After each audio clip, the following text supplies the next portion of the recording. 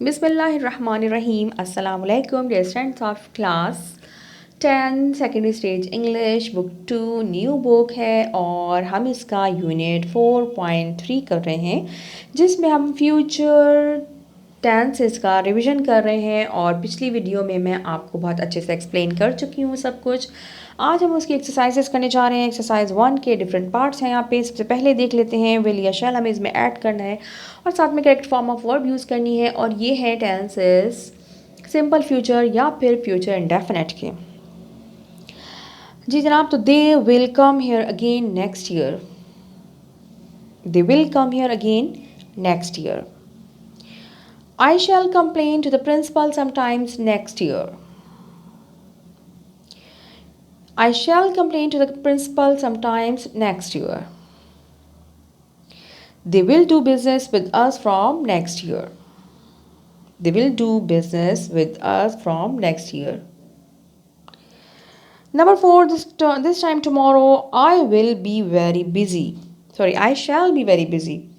वैसे तो आपकी बुक में शैल दिया गया है वरना अब ऑलमोस्ट ऑब्सलीट हो चुका है, शैल यूज़ नहीं किया जाता। बल्कि अगर आप लोगों को याद हो, आप लोगों ने जो 9th की बुक पढ़ी है उसमें भी कहीं पे भी शैल नहीं दिया गया है, बल्कि आई और वी सब के साथ ही विल यूज़ किया जा रहा है। This time tomorrow I shall be very busy. अब ये जो BEB है यहाँ पे यकीनन मैंने इस बात का जिक्र किया होगा। जो बच्चे मेरी वीडियोस देखते हैं उन्हें मालूम होगी ये बात कि BEB जो है वो यहाँ पे वर्ब के तौर पे यूज़ किया जा रहा है। वो यहाँ पे वर्ब है और ये अक्सर शैल बी जो है, अभी हमने पिछली वीडियो में हमने देखा था शैल बी वो हमारा हेल्पिंग वर्ब के तौर पे यूज़ किया जा रहा था। तो शैल बी हेल्पिंग वर्ब है या शैल बी यहाँ पे वर्ब है, ये आप कैसे पता चला सकते हैं? सिंपल सी बात है, अगर आपके पास शैल बी या विल बी के बाद वर्ब की प्रेजेंट पार्टिसिपल वाली यानी ING वाली फॉर्म आ रही है, दैट मीन वो शैल बी जो है वो बी आपके हेल्पिंग वर्ब का हिस्सा है। अदरवाइज अगर यहाँ पे जैसे कि है आई शैल बी वेरी बिजी, तो यहाँ पे ये बी जो वो वर्ब है जो कि स्टेट को शो कर रहा है, क्योंकि यहाँ पे हमारे पास उस बी के बाद कोई वर्ब नहीं आ रहा। आप इस तरह से इसको पहचान सकते हैं और समझ सकते हैं कि ये बी जो है वर्ब है या हेल्पिंग वर्ब का हिस्सा है।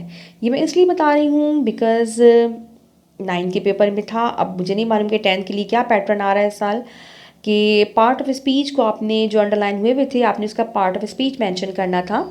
तो ये छोटी छोटी चीज़ें इसलिए मैं अपने बच्चों को ख़ास तौर पे बार बार बताती हूँ जब भी इसका जिक्र होता है, ताकि वो सही से समझ सकें और जज कर सकें कि अगर उन्हें ऐसा कोई सेंटेंस मिल रहा है जिसमें बी सबसे पहला जो दिमाग में आएगा बच्चे को ये होगा कि शैल बी है यार, ये हेल्पिंग वर्ब का हिस्सा है, तो ये बी जो है वो हेल्पिंग वर्ब है।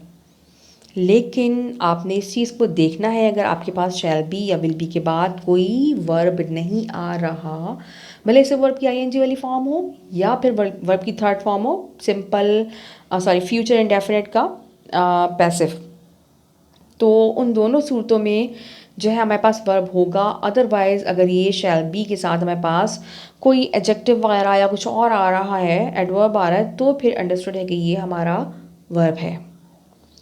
We shall be in trouble for being late. You shall be in trouble for being late. अब इसके बाद फ्यूचर कंटिन्यूस है। फ्यूचर कंटिन्यूस आप लोगों को मालूम ही है कि शैल बी या विल बी हमारा हेल्पिंग वर्ब होता है और वर्ब की हमने ING वाली फॉर्म यूज़ करनी होती है। I shall be appearing for my board exams this year.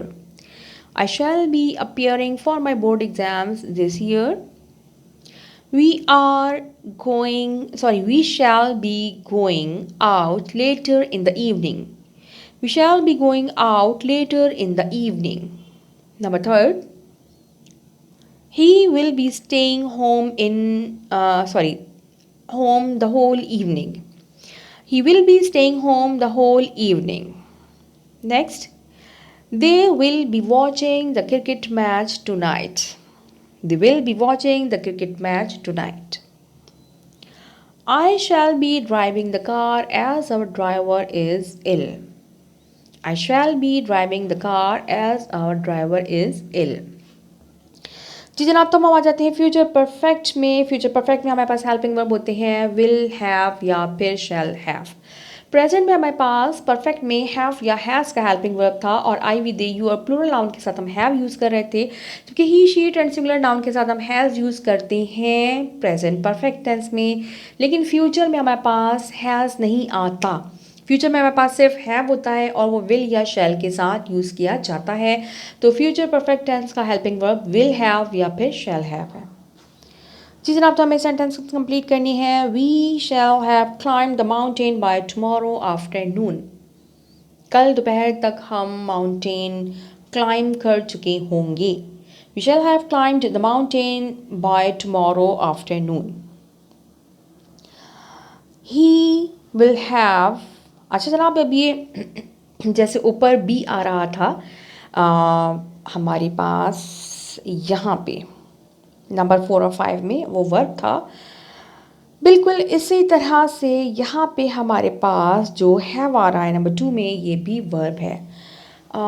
ये जो हमारे पास हैव है या बी है, ये वर्ब्स होते हैं और इनको हम अक्सर जगह पे हेल्पिंग वर्ब के तौर पे यूज़ कर रहे होते हैं, लेकिन इनको हम वर्ब के तौर पे भी यूज़ करते हैं, जैसा कि यहाँ पे है। अब यहाँ पे चूँकि फ्यूचर परफेक्ट है हमारे पास, तो ही विल हैव होगा। विल हैव जो है वो हमारे हेल्पिंग वर्ब का हिस्सा है, और ये जो हैव है हमारा जो कि वर्ब है, इसकी ऑब्वियसली फ्यूचर परफेक्ट हो या प्रेजेंट परफेक्ट हो, वर्ब की हमेशा थर्ड फॉर्म यूज़ की जाती है, तो हम इसको हैड से चेंज कर लेंगे, यानी हैव की थर्ड फॉर्म हैड यूज़ की जाएगी। He will have had his tooth pulled out by the time we reach. He will have had his tooth pulled out by the time we reach. Number 3. I shall have met the captain of the cricket team by 6 o'clock tomorrow. I shall have meet की third form met, the captain of the cricket team by 6 o'clock tomorrow. Number 4. His tailor will have stitched his clothes by the time we get there. His tailor will have stitched his clothes by the time we get there. By the time we finish, they will have left. By the time we finish, they will have left. जी जनाब, तो have जो है वो यहाँ पे number 2 में हमारे पास verb था और उसकी हमने थर्ड फॉर्म हैड यूज़ की है। और सेंटेंस फिर से रिपीट कर दूँ, he will have had his tooth pulled out by the time we reach. इसके बाद यहाँ पे हमारे पास फ्यूचर कंटिन्यूअस में I shall be preparing, we shall be going, यहाँ पे हमारे पास शैल बी या विल बी जो है वो हेल्पिंग वर्ब है, जबकि इससे ऊपर वाले 4 और 5 में हमारे पास जो बी दिया गया है हमें, वो वर्ब है। और यहाँ पे तो खैर फ्यूचर के टेंसेस हैं, तो हमने बी को बी ही रहने दिया।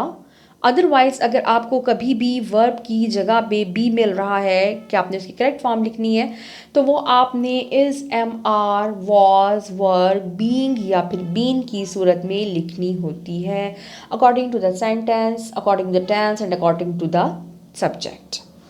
जी जनाब, तो उम्मीद है कि अच्छा लगा होगा, आपको समझ में आया होगा। तो इंशाल्लाह नेक्स्ट इसकी जो एक्सरसाइजेस हैं, एक्सरसाइज के पार्ट हैं मज़ीद, वो इंशाल्लाह नेक्स्ट वीडियो में लेकर हाज़िर होंगी। Till then take care and keep watching learning. अल्लाह हाफ़िज़।